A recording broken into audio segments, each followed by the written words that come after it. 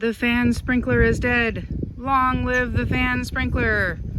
So I went out to garden this morning and to set up the sprinkler, and it was dead. The sprinkler was dead. Hello friends. Welcome to the square spiral garden. Today is Juneteenth. Yay! Our newest federal holiday, celebrating the end of slavery in the United States. So here's the garden. Quick overview. If you're like, sorry, in a hurry, gotta go, bye. There you go. All right, so this mystery plant that my friend gave me, she said it's gonna look like sunflowers. It's doing so nicely. The giant hibiscus might bloom for us this year. Last year it did not. The year before, when I first discovered it and got it opened up, gave it space again, it did so nicely. It bloomed huge. Mullein, look at those elephant ears. Apple, no flowers this year. I'm not surprised. This is its first year in the ground here, first full year, but it has grown quite a bit. And there are ants crawling around on it, probably from aphids. But check out this guy. We're into the summer season now, almost. Look at that, look at that. Daylilies. Wee pond. So this is sold to me as a black-eyed Susan. It's done really well and come back year after year, but it does not look like the black-eyed Susans that I know. The leaves are real different. And I've puzzled over it, and I think what this is basically echinacea that's yellow. So it's getting ready to bloom, and it's really beautiful. I mean, I love black-eyed Susans. Elephant ear's also doing well. Here's the other apple. It has not shot up the way that its friend has. This is the Arkansas black? No. Cortland. I gotta remember. One next to the house is Arkansas black, and this is the Cortland. But it's still doing nicely. It's still very green and holding its own. So I harvested some mugwort yesterday. It was starting to bolt. You see that one there is starting to come. Well, you probably can't see. They're starting to come up. And I had a bunch over there that was starting to bolt, and that's a really good time to harvest it. So it's good for bruises and contusions.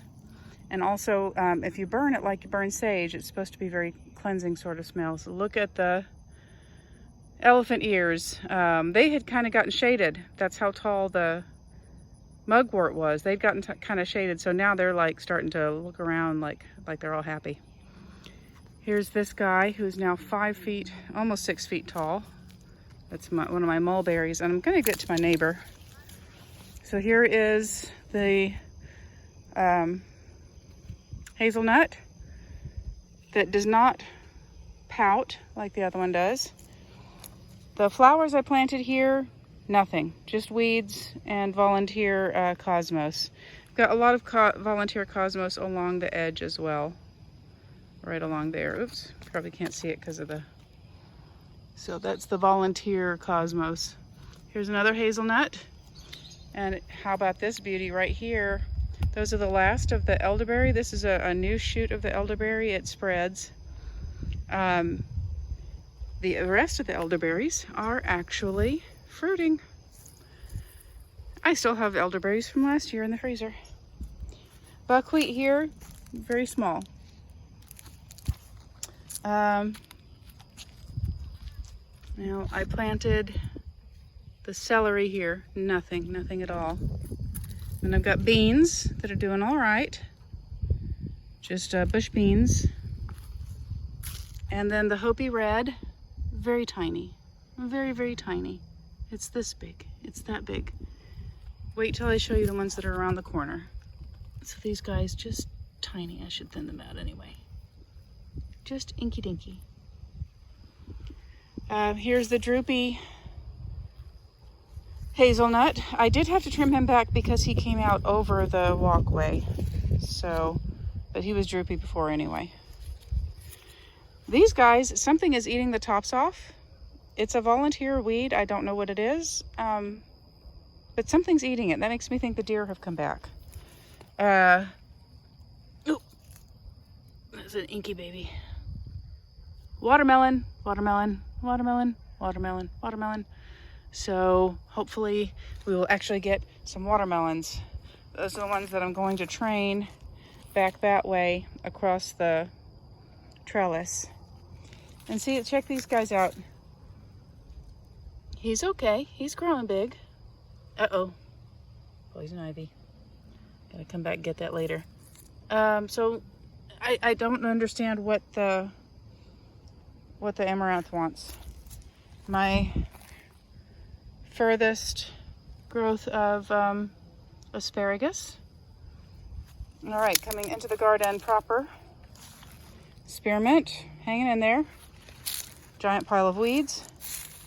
You'll remember that next to the giant pile of weeds, I put in basil. It seems to like the semi-shade. It's on the north side of the grapevine, and they're doing all right. Now, I've also been watering them, but I've been watering these guys as well, and these guys are more full. Sun, maybe? I don't know. They're in with the marigolds that started to bloom today. Look at that beautiful. Isn't it gorgeous? Here's the squash. I have to keep picking it back up and putting it on the trellis. The tendrils, I guess the trellis is too large for them to just grab onto. But they're doing nicely, and they seem to be enjoying this spot. This pile, which I need to move because it's covering some of my arugula, came from over here. Now that had been a crepe myrtle that had come back. And I didn't even get all of it. There's a couple pieces left. I had cut it down. It was the sister of this one that I rescued from the grapevine this year. That's grapevine leaves. Oh, look at the Monarda. Distraction. Monarda bee balm. Bee balm. Literally. Oh, all right. So with that down, my oldest asparagus is going to get more sun, which is good. Still lots of weedy stuff in here. That's where the downspout, where I put it into a hose pipe that goes down the garden. So this is some sort of pea relative that has pretty little flowers, pretty little pink flowers. I'm leaving it, even though it's a volunteer. I'm going to leave it and let it grow. Yeah, see, pretty little pink flowers, little pea flowers. Blueberries. I've been putting cat hair on the blueberries to hopefully keep birds away. Birds have seemed to discover my most successful blueberry bush. So I'm gonna have to be taking more care of them. I also used some human hair. I cut my husband's hair and put that on there to try to keep the scent, like stay away from my blueberries. Kenna's doing nicely. Kenna's not doing quite so great. And look, there's a Japanese beetle on it. Maybe that's why. You little fucker. These videos are not made for children. Got it. All right. Garlic flower. Check that out. Passion flower. Passion flower. Might make a maypop. Got some tansy buttons coming up. So this week I learned that cilantro, green cilantro seeds, coriander as it's known, when it's dry, when they're still green, they have this wonderful sharp lemon flavor and they're crunchy. So they are so good. I have put a lot of these in my salads. Not a lot, it doesn't take much, but a bunch of them. So if you're having this kind of success I've got with coriander and cilantro, something to keep in mind. Oh, grass. So here's my squash and squash that are the same age as the ones you saw earlier. I think they just don't like the shade they're getting here. So I put some compost in the middle of the strawberry patch. And And I realized there was no strawberry plants in that area. So I will be able to move the ones that are escaping into the center here. But I wanted to feed them because they've been producing for like 4 or 5 years now, and they're starting to get, I think, tired. So I'm probably going to be bringing more compost over here. But now, oh my goodness. Check out the echinacea. Isn't she beautiful? Isn't she lovely? Look, more echinacea over here, and more black-eyed Susans. So pretty, so pretty. Tomatoes are starting to do good. They are definitely a cherry tomato. These are the volunteers I got from a friend. Oops. So yeah, I'm gonna need to tie that up before long. And these are, I think, cucumbers. I don't remember planting them, but I planted cucumbers here last year, and I believe those are baby monsters on there. So I'm gonna have to kill those, I guess, squish them or something. The flowers I planted here, almost nothing. I think I've got one, and that was the safflower, the Mexican safflower. It was supposed to do really well in heat and dry. I mean, right now it's all a bit of mud because I watered it today. The lavender hanging in there. So here's Inky getting busy with some flowers and berries. My pokeweed, very proud. Over here, again, the runner beans. This is my second time trying runner beans. I thought maybe if they got a lot more water, they'd do better.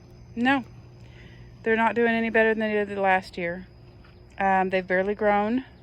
They've been in the ground for, I think, 2 months now. And they're a foot tall. So here's another one of the Mexican safflowers, and it has brightened up a lot since this morning. I guess they actually do like a lot of water. So those people lied to me. Coming into the center of the garden. See, I planted the safflowers all throughout here, and all I've got is volunteers and weeds. Nothing. The buckwheat in here, though, is doing quite nicely. It enjoyed the water this morning. Tansy doing very well. And I'm going to wrap up with this because look at that. Look at that. They're just starting to bloom. I actually used 2 of them. This is my Gladiolus. I used 2 of them in a arrangement in my kitchen, or dining room rather, when we had friends over for dinner. Can I squish that guy? Can I successfully squish him? Please let me squish him. Yes. That's a stink bug. So yeah, the glads are doing really beautiful. It looks like they are going to absolutely blow out this year, because every one of these has at least 1, if not 2 stalks. And of course, then there's also mullein, which is, I should gather some of those flowers. Mullein flowers are good for earaches. Put them in oil and they're good for earaches. But yeah, look at that. Gladiolus, Gladiolus, Gladiolus, Gladiolus, Gladiolus. So the one that I put in the kitchen was purple, and there was a second purple one, and I mean just brilliant, rich, like a purple you'd never see otherwise in nature.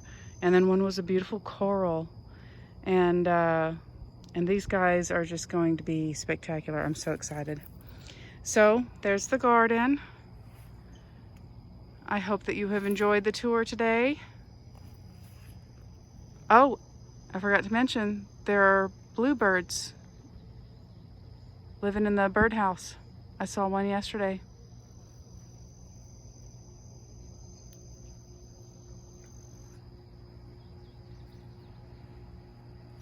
And those goldenrod are almost as tall as me now. All right, I hope that you are well. And I'm gonna focus in on these guys and say see you next time.